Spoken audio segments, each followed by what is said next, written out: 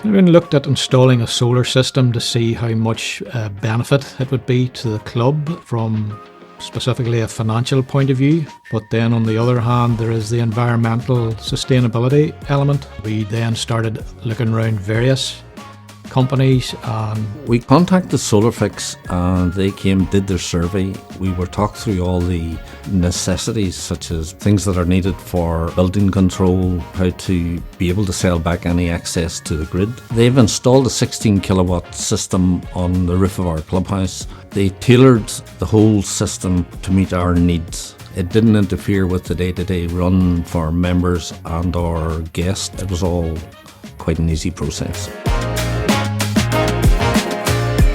When I came here last year, I was delighted and pleased to see how far ahead of the game this golf club was compared to other golf clubs in the area.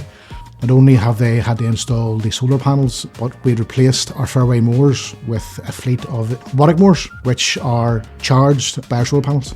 As a business, it fits in with not only our financial obligations in terms of keeping costs down, but a massive thing for us is for our CSR in terms of telling not only our members, but the wider public that we are a responsible club and that we look after the environment.